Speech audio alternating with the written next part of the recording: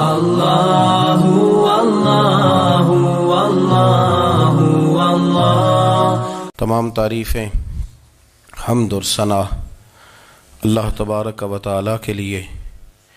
درود و سلام نبی اکرم نور مجسم شفیع معظم احمد مجتبیٰ جناب حضرت محمد مصطفیٰ صلی اللہ تعالی علیہ وسلم کی ذات والا صفات کے لیے حمد و صلات کے بعد مسلمان کا یہ عقیدہ ہے کہ ہمارا خالق اللہ ہے، ہمارا مالک اللہ، ہمارا رازق اللہ۔ جب یہ ساری چیزیں، ساری عطائیں، ساری نعمتیں اللہ کی ہیں تو پھر مسلمان کی ساری توجہ بھی اللہ ہی کی جانب ہونی چاہیے۔ اسے کوشش کرنی چاہیے کہ وہ ہر معاملے میں،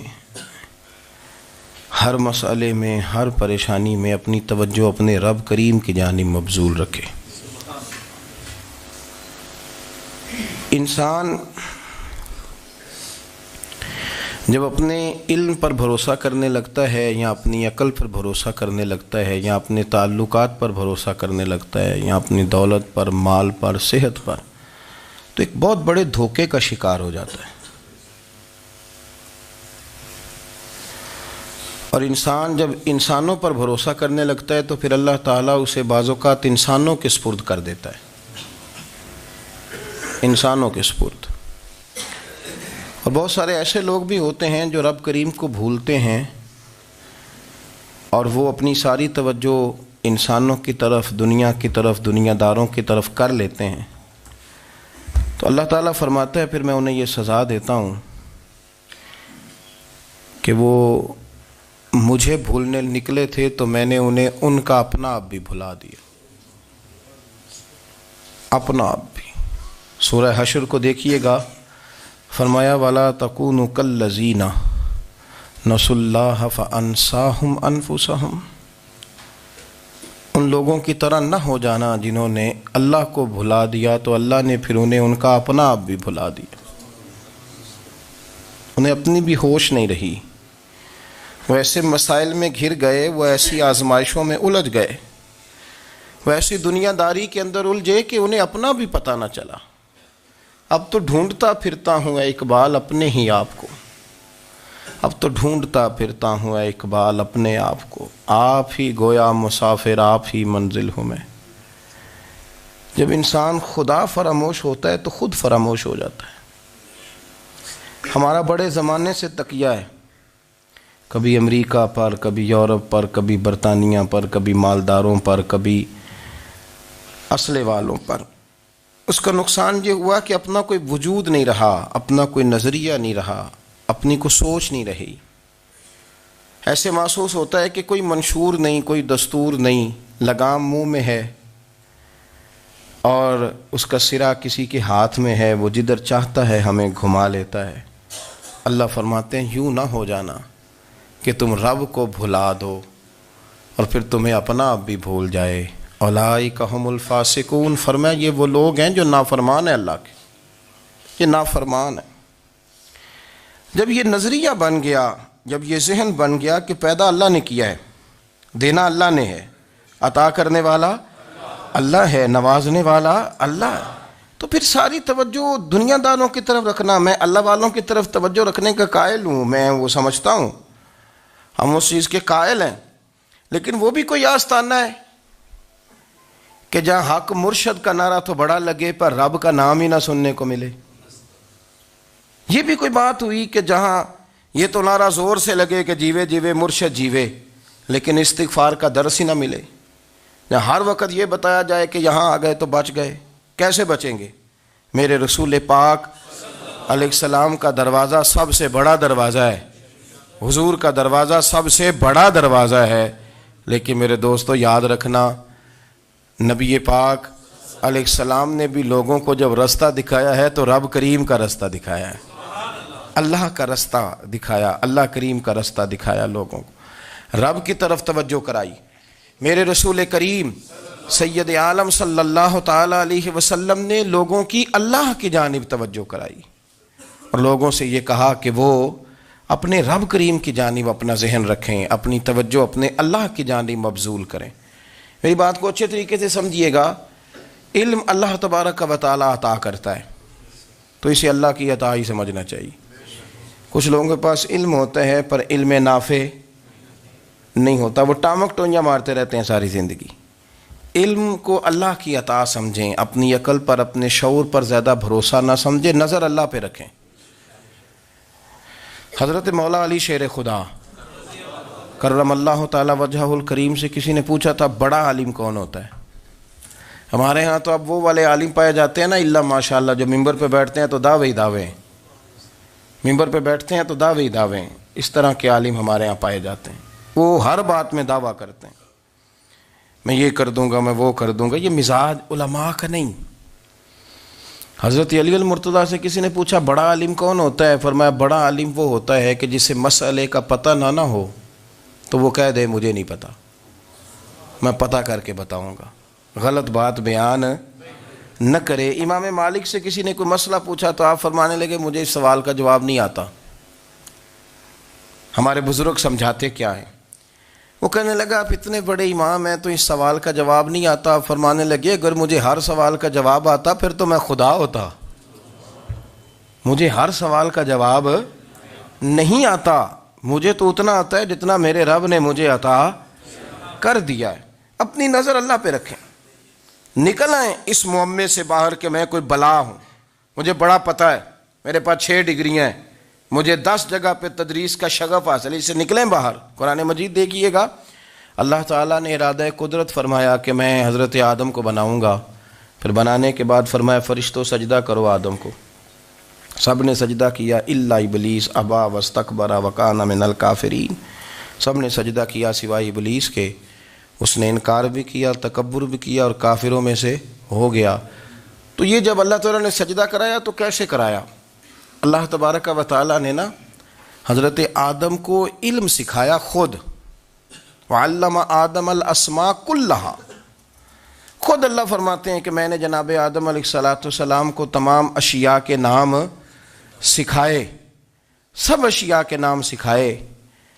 تو وہ چیزیں پھر میں نے نا، اللہ فرماتے ہیں میں نے فرشتوں پہ پیش کی، میں نے کہا کہ بتاؤ ان کے نام کیا ہے، تو فرشتوں نے جو جواب دیا وہ سمجھنے والا ہے۔ اللہ نے چونکہ خود علم سکھایا تھا حضرت آدم کو، جناب آدم سکھایا تھا، لیکن فرشتوں کو نہیں سکھایا تھا۔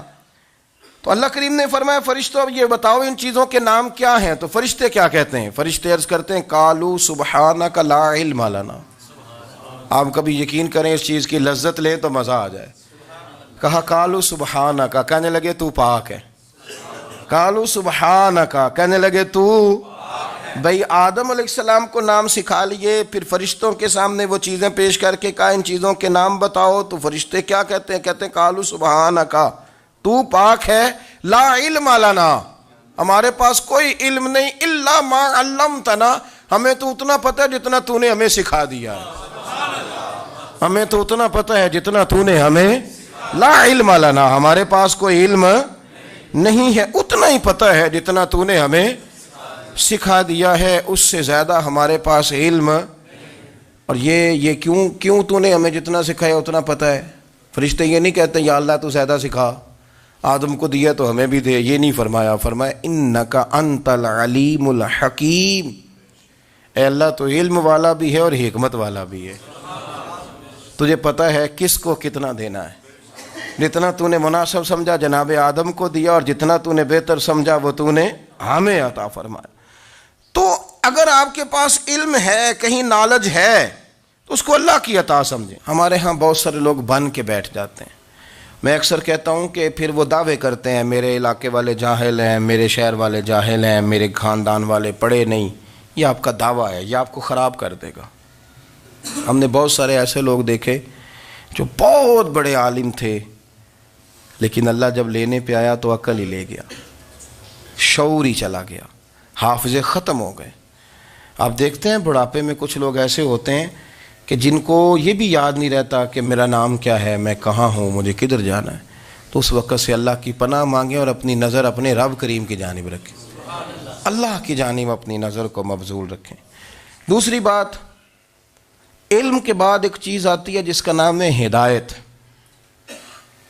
جس کا نام ہے تقویٰ، جس کا نام ہے پرہیزگاری، جس کا نام ہے عمل، عبادت، ریاضت، یہ بھی اسی وقت ہی نصیب ہوتی ہے جب میرا رب کریم نصیب فرما دیتا ہے۔ ہم نے نا نیکی کا اپنا اپنا سٹیٹس بنا لیا ہے، اپنا اپنا معیار بنا لیا ہے۔ کچھ لوگ کہتے ہیں کہ جناب مسجد میں سیمٹ کا توڑا دینے سے بہتر ہے کسی غریب کو آٹے کا تھیلا دے دو۔ اب اس نے اپنا مزاج بنا لیا نا نیکی کا، اس نے اپنا سٹیٹس بنا لیا ہے۔ میرا یہ سوال ہے کہ نبی پاک صلی اللہ تعالیٰ علیہ وسلم جب مدینہ شریف آئے تھے تو حضور نے سب سے پہلے غریبوں میں آٹا تقسیم کیا تھا کہ سب سے پہلے مسجد بنائی تھی؟ کیا عجیب لوگوں کا رنگ ہے، اپنی مرضی کی ہدایت، اپنی مرضی کا تقوی، اپنی مرضی کا معیار۔ مسجد کوئی بڑا چھوٹا خطیب بھی میری طرح کا ہو نا تو وہ مسجد میں بیٹھ کے جب نبی پاک کی بات کرتا ہے تو کہتا ہے میرے رسول پاک غریبوں کا سہارا بن کے آئے۔ وہ غریبوں کی بات کرتا ہے، مسکینوں کی، لاچاروں کی، کمزوروں کی بات۔ تو مسجد ہی تو وہ ادارہ ہے جہاں سے غریبوں کی بات ہو رہی۔ تو اب لوگوں نے غریب کو اور مسجد کو لڑانا شروع کر دیا، اس کو لڑاؤ کہ مسجد میں پیسے دینے سے بہتر ہے آپ غریب کو آٹے کا تھیلا دے دیں۔ آپ یہ کیوں نہیں کہتے کہ مسجد میں بھی آپ توڑا دیں ایک سیمٹ کا اور ساتھ غریب کو بھی خدمت کریں؟ یہ کیوں نہیں تقویٰ؟ اپنی اپنی مرضی کا مزاج، اپنی اپنی۔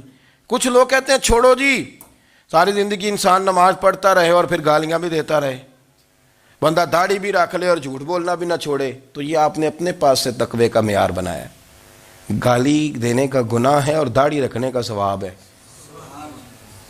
تو اگر آپ داڑھی رکھے ہوئے ہیں اور آپ کوئی غلطی کر رہے ہیں تو اس سے آپ کی داڑھی کا ثواب ختم، اللہ کرے آپ کو سمجھ آئے میری بات کی۔ آپ کوئی غلطی کر رہے ہیں، داڑھی کا ثواب اس سے ختم، وہ اپنی جگہ پہ قائم ہے چیز۔ اپنی مرضی کا کیوں تقوی کا معیار بناتے ہیں؟ تقوی کا مزاج اپنی مرضی کا نہ بناؤ، اللہ کی بارگاہ سے دعا مانگو کہ یا اللہ ہمیں ہدایت کا نور عطا فرما، اللہ تو ہمیں رستہ دکھا، تو بتا کہ ہدایت کیا ہے۔ تو رب فرماتا ہے اللہ ولی الذین آمنوا، اللہ مومنوں کا مددگار ہے، یخرجہم من الظلمات الی النور، وہ انہیں اندھیروں سے نکالتا ہے اور نور کی طرف روشنی عطا فرماتا ہے۔ اندھیروں سے نور کی طرف اللہ لاتا ہے۔ اللہ ولی، اللہ مومنوں کا ولی ہے، وہ انہیں اندھیروں سے نور کی طرف نکالتا ہے۔ ہدایت ہمیشہ اللہ کی طرف سے سمجھے۔ جب وہ نماز کی توفیق دیتا ہے تو اپنے فضل سے دیتا ہے، جب وہ ذکر کی توفیق دیتا ہے تو اپنے فضل سے۔ ہم سمجھتے ہو جی فلانا نہیں پڑھ رہا بڑا بیوقوف ہے، فلانا نہیں پڑھ رہا، تو تم کیا اپنی عقل کے زور پہ پڑھ رہا ہے؟ میں جی اللہ کے فضل سے 2 سپارے پڑھتا ہوں، تو کس پہ احسان کرتے تو 2 سپارے پڑھ کے رویا کر۔ کہا اگر مالک تو بڑا قریب نہیں، بڑے لوگ ہیں جن کو پورا قرآن حفظ ہے پر انہیں پڑھنے کی توفیق نہیں، تو انہیں فضل کیا اور مجھے توفیق دے دی ہے پڑھنے کی۔ رویا کر، پڑھ کے رویا کر، راتی ساری کر کر زاری، او نیند اکھاں تھی توندے تے فجرے اوہی گناہگار کہاون سب تو نیوے ہوندے۔ مہربانی کریں، ڈریں، نیکی کریں تو پھر ڈریں، پھر احساس پیدا کریں، پھر اپنے اندر وہ کمزوری لائیں، کہیں توبہ توبہ مجھے تو پتہ ہی نہیں، تو جانتا ہی نہیں۔ حضرت سیدنا امام اعظم ابو حنیفہ رحمۃ اللہ تعالی علیہ کے ساتھ ایک شخص کہتا میں نے نماز پڑھی، تو عشاء کی نماز تھی۔ یہ جو لوگ بڑے ہوتے ہیں نا، جن کے پیار کرنے والے بڑے ہوتے ہیں، ان کے گرد خوف بھی بڑا ہی ہوتا ہے، انہیں بڑا ڈر لگتا ہے، بڑی بعض اوقات آزمائش ہوتی ہے ان کی۔ عشاء کی نماز کہتے پڑھی تو امام صاحب نے نا عشاء کی نماز میں تلاوت کی آیتیں فَمَن يَعْمَلْ مِثْقَالَ ذَرَّةٍ خَيْرًا يَرَهُ وَمَن يَعْمَلْ مِثْقَالَ ذَرَّةٍ شَرًّا يَرَهُ، فرمایا جو ذرہ برابر خیر کرے گا وہ بھی قیامت میں دیکھے گا، اور جو ذرہ برابر شر کرے گا وہ بھی قیامت میں اس شر کو دیکھے گا، اس کے سامنے آئے گا۔ تو وہ شخص کہتا ہے کہ سارے لوگ نماز پڑھ کے چلے گئے تو امام صاحب رحمۃ اللہ علیہ نے اپنی داڑھی پکڑی، رو رہے ہیں، کہتے ہیں وہ ذرہ برابر نیکی کا بدلہ دینے والے، وہ ذرہ برابر شر پہ سزا دینے والے میری سفید داڑھی کو دیکھ، مالک میرے ذرے ذرے سامنے نہ لانا، لوگ تو میری بڑی قدر کرتے ہیں دنیا، میں تو بڑا پہچانا جاتا ہوں، لوگ تو میری راہوں میں پھول لیے کھڑے ہوتے ہیں، مجھے بڑا نوازتے ہیں، قیامت میں رسوا نہ کر دینا، میرے لیے مشکل ہو جائے گی۔ وہ کہتے ہیں میں نے امام صاحب کا درد دیکھا، مجھے کوئی کام تھا تو میں چلا گیا، میں نے کہا کہ وہ اس وقت اللہ کے حضور حاضر ہیں تو میں دوبارہ آؤں گا. کہتے میں تہجد کا وقت آیا تو امام صاحب وہیں بیٹھے تھے اور ان کی داڑھی آنسوؤں سے بھری ہوئی تھی اور زور سے داڑھی پکڑی ہوئی. کہنے لگے مالک رسوا نہ کر دیں, قیامت میں رسوا نہ کر دیں. یار جو ہدایت یافتہ لوگ تھے وہ تو ڈرے ہوئے تھے, وہ تو سہمے ہوئے تھے. وہ تو کہتے تھے یہ اس کا فضل نہیں, اس نے بلا لیا, یہ اس کا کرم نہیں. حضرت باعزید بستامی کسی کافر کو دیکھتے تو رو پڑتے, کہتے مالک تو کتنا قریب ہے, یہ بے ایمان رہ گیا, تو نے اپنے فضل سے مجھے اپنے نبی کا غلام بنا لیا. وہ رو پڑتے. یہاں تو لوگوں کا دعویٰ ہی بڑا ہے. نمازی اللہ خیر فرمائے وہ تو دوسروں کو گھورتا ہے, وہ کہتا ہے جنت کا میں مالک ہوں, کنجیاں میرے پاس ہیں, میں کسی اور کو گھسنے نہیں دوں گا. اور اگر 2-3 حج کر لے تو پھر تو وہ کہتا ہے کہ اب میرے سے پوچھ کے لوگ جنت میں جائیں گے معاذ اللہ. اور اگر وہ 2 4 5 7 دفعہ کوئی نفل پڑھ لے تو پھر وہ کہتا ہے چھوڑیں جی سارے لوگ بے عمل ہیں, میں اکیلا نیک ہوں. نہ ایسا کریں, اپنی توجہ اپنے رب پہ رکھیں, اپنی توجہ اپنے معین الملت والدین, عطا رسول, ہند الولی, غریب نواز, خواجہ معین الدین چشتی, حضرت خواجہ اجمیر, شاہ اجمیر, والی ہندوستان. آخری عمر میں نا سارا دن روتے گزر جاتا, ساری رات روتے گزر جاتے, ذرا سی کوئی بات کرتا تو رو پڑتے, آنکھیں آنسوؤں سے بھری رہتی. کئی دفعہ اپنے بھی پریشان ہو جاتے ہیں نا کہ یار تو ایک بات کی جان ہی نہیں چھوڑ رہا. تو خواجہ قطب الدین صاحب بختیار کاکی سے لوگوں نے کہا کہ آپ مرشد سے بات کریں, اتنا بھی تو نہیں نہ رونا چاہیے, ہر وقت اس کے آنسو کی کریے. عاشق دا کام ہی رونا تونا, تے بھی نہ رویو نہیں منظوری. یہ عاشق سدا ہی روندا رہندا ہے, پاویں وصل ہوئے تے پاویں دوری. ہر وقت رونے کا کیا مطلب ہے؟ تو خواجہ قطب صاحب کہتے ہیں میں قریب گیا تو میں نے پیر دبائے, میں نے کہا سونیا لوگ تو کچھ بھی نہیں کرتے, تو نے تو کمال کر دیا. 90 لاکھ آدمی مسلمان کر دیا, دنیا کچھ نہیں کرتی. تو نے 50 سال ساری رات مصلی پہ بیٹھ کے رب راضی کیا. تو شہزادہ تھا, حضور کی اولاد تھا, لیکن معین الدین تیرا ایک پلاٹ بھی نہیں. تو نے طالب علم پالے, انہیں غریبوں کو دیا, تو نے نوازا, کوئی شے نہیں تیرے پاس, ہر چیز تو نے. ساری رات روتے ہو, سارا دن روتے ہو. تو خواجہ قطب الدین صاحب کہتے ہیں میں نے جب عرض کیا تو خواجہ صاحب مجھے گلے لگا لیا, چیخ مار کے روئے. کہنے لگے قطب الدین پتر داڑھی سفید ہو گئی, جانے کا وقت آ گیا. جو تو نے نیکیاں گنوائی ہیں وہ ہیں صحیح میرے پاس, پر یار کی بارگاہ میں پیش کرنے کے قابل ایک بھی نہیں. تو بارگاہ تو دیکھ کتنی بڑی ہے, رسول کریم کی بارگاہ میں پیش کرنے کے قابل ان میں سے ایک بھی نہیں. تو آستانہ دیکھ کتنا بڑا ہے, کیا پیش کروں گا, کیا عرض کروں گا حضور کی بارگاہ میں, کس طرح. وہ یار جو بڑے تھے وہ تو ڈرے ہوئے تھے, سہمے ہوئے تھے, وہ تو بڑی آزمائش میں تھے. لیکن میرا اور آپ کا رٹا 2 نمازیں پڑھ کے 6 نمازوں کا دعویٰ کرنا اور لمبی چوڑی کہانیاں بنانا اور اپنے منہ سے اپنی تعریفیں کرنا, اس سے تھوڑا باہر آئیں. رزق بھی میرا اللہ ہی دیتا ہے, علم بھی اللہ دیتا ہے, رزق بھی. بڑے بڑے فقیروں کو مالدار ہوتے دیکھا, بڑے بڑے مالداروں کو فقیر ہوتے دیکھا. بڑے بڑے, میرے ایک بڑا سخی قسم کا سجن ہے, بڑا پیارا ہے, میں اسے سخی مانتا ہوں. میں نے اپنی پریشانیوں کے دنوں میں بھی اس شخص کو سخی دیکھا. ایک دن رات کو مجھے ٹیلی فون کر کے کہنے لگا کدھر ہو؟ میں نے کہا میں گھر ہوں. نہیں اکثر سفر میں ہوتے ہو نا؟ اور میں نے کہا طبیعت کیسی ہے؟ ٹھیک ہے, بس حال چال پوچھنا تھا. میں نے سمجھائی, میں نے کہا یار یہ کوئی مسئلہ ہے, ورنہ رات کے 2 بجے کوئی حال پوچھنے کو فون تو نہیں نہ کرتا, کوئی مطلب ایسا تو مسئلہ نہیں نا. تو میں نے بیک کال کی, میں نے کہا یار میری بات سن, مسئلہ کیا؟ کہ نہیں کچھ نہیں دل کر رہا تھا. میں نے کہا میری گل سن, رہے ہیں اسی 4-5 سال کٹھے, میں تین جاننا, اصل بات کر. کہنے لگا مکان بھی بڑا ہے, سارا کچھ ٹھیک ہے, پر وہ بڑا ہی بے نیاز ہے. کچھ حالات اس قسم کے آ گئے ہیں کہ لوگوں کو بتاؤں بھی تو لوگ ماننے کو تیار نہیں. زیادہ نہیں, مجھے نا تھوڑے سے پیسوں کی ضرورت ہے, کوئی 15-20 ہزار اگر مل جائیں میری ضرورت. آپ یقین کریں میں روتا رہا ساری رات. میں نے کہا مہربانہ تیرا کس طرح کریں گے, اس سے لے کے زمانہ استعمال کرتا تھا, پر بے پرواہی ویکھ نہ سجڑ دی, جتھے کسے دی پیش نہ جاوے انہیں تاجا والے در در رولے تے منگتے ہیں تخت بٹھاوے. سجنا کسے نو کارا مل دئی کوئی کعبے خالی آوے.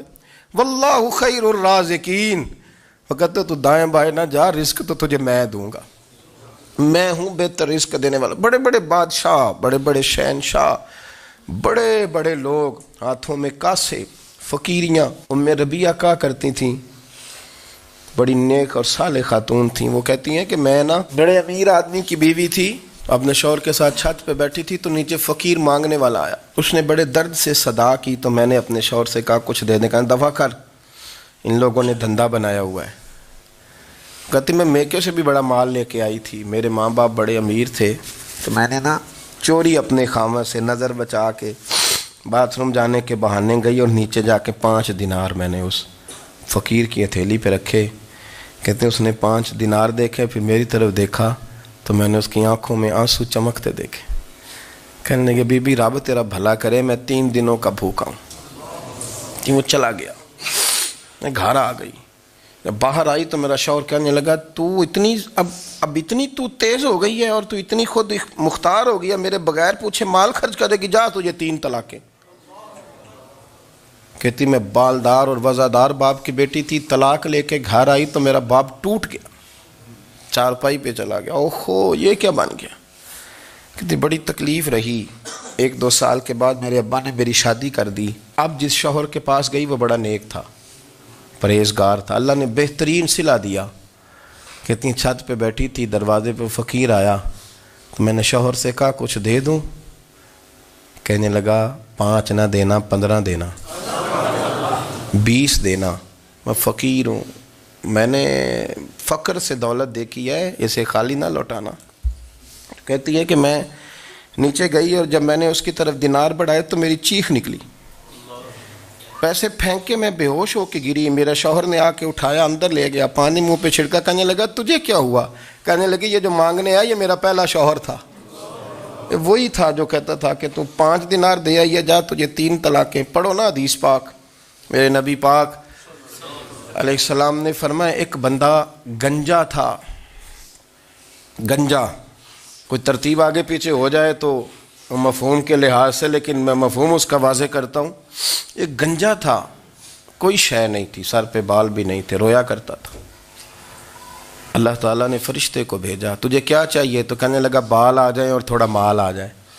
فرشتے نے ہاتھ پھیرا تو بال بھی آ گئے تو بکریاں بھی آ گئیں، لائنیں لگ گئیں، مال ہی مال ہو گئے. دوسرے کے پاس گیا، وہ کوڑا تھا.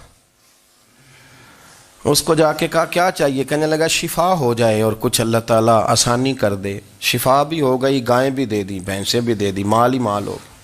پھر ایک کے پاس گیا، وہ اندھا تھا، تجھے کیا چاہیے؟ اس نے کہا آنکھیں مل جائیں اور کچھ ساتھ اللہ مال دے دے. اونٹ ہی اونٹ ہو گئے. جب بڑا نواز دیا تو پھر مالک نے امتحان لینے کا ارادہ کیا. یاری تیری سونا ہے پر آزمائشاں بھی تیریاں اگ، آزمائشاں تیریاں، صحیح کہہ رہا ہوں، آزمائشاں تیریاں، یاری تیری سونا ہے پر آزمائشاں تیریاں. اے سونا پرکھیا جامدائی پہلو نال لگاں دے لگ. اللہ نے فرمایا آزمائش کرو. سب سے پہلے گنجے کے پاس آئے، اسے کہا اللہ کے رستے میں کچھ دیکھنے لگا، میرے خرچے ہی بڑے. دیکھو تو صحیح کتنی مشکل میں وقت گزارتا ہوں، حال ہی کوئی نہیں. تو اس نے کہا میں نے تو سنا ہے تو گنجا اور بھوکا ننگا تھا. کہنے لگا میں تو جدی پشتی رئیس اعظم ہوں، تو یہ کس پاگل نے کہا ہے بھاگ جا؟ اس نے کہا اچھا جیسے تو تھا ویسے ہی ہو جائے. کھیت کھلیان اجڑ گئے، پھر سے گنجا ہو گیا. حضور علیہ السلام فرمانے لگے. پھر وہ اس کے پاس گیا جو کوڑا تھا، اسے کہا کچھ دے. کہنے لگا خرچے ہی بڑے. اب پوچھ لیں کسی امیر آدمی سے، کہے گا چکی کے نیچے ہاتھ ہے میرا، میرے سے زیادہ تو اب پریشان بندہ ہی کوئی نہیں. کیا بتاؤں آپ کو، اتنا ٹیکس ہے، اتنا جرمانہ ہے، فلانی شے، بڑا کچھ گنواتے ہیں لوگ. اس نے کہا میں نے تو سنا تو پہلے کوڑا تھا.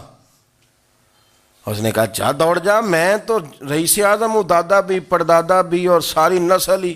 اس نے کہا اچھا جیسے تو تھا ویسے ہی ہو جائے. پھر وہ گیا اندھے کے پاس اور جا کے کہا اللہ کے نام پہ کچھ دے. تو کہنے لگا رب کے نام پہ؟ یہ کھڑے ہیں اونٹ، جتنے تیرے دل کرے لے جا. اس نے کہا کیا معنی اس بات کا؟ کہنے لگا یار تجھے کیا بتاؤں، میں تو اندھا تھا، میں نے تو کبھی دنیا دیکھی نہیں تھی، پھر اس کریم نے فضل کیا تو مجھے بڑا کچھ دکھایا. میں کیا بتاؤں, میرا دل کر رہا ہے کہہ دوں کہ پھر اس نے کعبہ دکھایا, پھر اس نے روضہ رسول دکھایا, پھر اس نے ریاض الجنہ کے سجدے دکھائے, پھر اس نے اپنے محبوب کے دروازے کی رونقیں دکھائیں. اس نے بڑا کچھ دیا, اس نے بڑا نوازا. میرے پاس تو شاید میں بدکار پرانا خادم, کسے در ملی نہ ٹوئی, اے واصف یار نے نظر جو کی تھی پھر واصف ہی ہوئی. یہ تو اس کا کرم ہوا. تو یہ وہ کہنے لگا تو اللہ کے نام پہ جان مانگ, میں وہ بھی دینے کو تیار. میرے پاس تو شے کوئی نہیں تھی, مجھے تو اپنا پتہ ہے, میں تو کوئی شے نہیں تھا, کچھ نہیں تھا میرے پاس. یہ تو ان کا کرم ہے کہ رخ ان کا ادھر ہے, اور مختصر سی میری کہانی ہے, یہ جو بھی ہے ان کی مہربانی ہے. تو وہ کہنے لگا میں بھی کچھ لینے نہیں آیا تھا, تیری آزمائش ہی کرنے آیا تھا. تیری عزتیں بھی سلامت رہیں گی, تیرا مال بھی سلامت رہے گا, تیری شفا بھی. اپنی زندگی میں کبھی بھی اللہ کی بارگاہ سے توجہ ادھر ادھر نہ کریں. چھوڑیں لوگ کیا کر رہے ہیں, دنیا کیا کہہ رہی, کبھی بھی اپنی توجہ دائیں. ہمارا یہ مسئلہ بن گیا کہ ہماری سیاست ہے, ہماری دنیا داری ہے, ہم بندوں کو راضی کرنا چاہتے ہیں. ہم دیکھتے ہیں کون کس طرح, اور آپ یقین کریں آپ تھک جائیں گے, بندے راضی نہیں ہوں گے, وہ نہیں راضی ہوتے. آپ ان کو منا کے لائیں گے تو ادھر والے نکل جائیں گے, ادھر کو منائیں گے تو ادھر والے نکل جائیں گے. اس چکر سے باہر آئیں, اس رب کو راضی کریں جو فرماتا ہے ان الذین آمنوا وعملوا الصالحات سیجعل لهم الرحمن ودا. فرمایا تو ایمان لانے کے بعد نیک عمل کر, میں لوگوں کے دلوں میں تیری محبت پیدا کر دوں. رحمان لوگوں کے دلوں میں محبت ڈال دے گا, اللہ لوگوں کے دلوں میں. اپنی نظر ہمیشہ اپنے رب پہ رکھیں. اتنی لمبی چوڑی دنیا داروں سے امیدیں نہ وابستہ کریں. میں نے دیکھا ہے لوگ کاسا لیسی کرتے ہیں, کبھی اس کے دروازے پہ کبھی اس کے دروازے پہ. ان چکروں سے باہر آئیں اور اپنے رب کی بارگاہ کی طرف توجہ کریں. استغفار شوق سے پڑھا کریں, اور اکیلے میں نا, اکیلے میں. حضرت رئیس المتکلمین مولانا نقی علی خان صاحب رحمۃ اللہ نے لکھا ہے کہ فرعون 500 سال حکومت کر گیا. یہاں تو 5 سال کی حکومت کی پیر لڑکھڑاتے ہیں, 500 سال. فرماتے اصل وجہ یہ تھی کہ دنیا جب سو جاتی تھی نا تو اوپر چادر لے کے تو مصلے پہ بیٹھ جاتا تھا, اور ہاتھ باندھ کے کہتا تھا رب تو ہی ہے, میرا پردہ نہ کھولنا, مالک تو ہی ہے, کرم نوازی کرنا, میری پکڑ نہ کرنا. وہ بے ایمان ہو کے اگر 500 سال ہاتھ باندھے تو گزارا کر لیتا ہے, تو ایماندار ہے. پر مسئلہ یہ ہے کہ تو رات کو بکل مار کے ہاتھ نہیں نہ باندھتا, تو منت نہیں کرتا, تو استغفار نہیں کرتا. توبہ کریں تو بچے رہیں. وہ اتنی لمبی حکومت کر گیا چونکہ رات کو کہتا تھا مالک رب تو ہی ہے, لیکن مہربانی فرما, میری پکڑ نہ فرما, تو اللہ نے تو اس کو مہلت دے دی.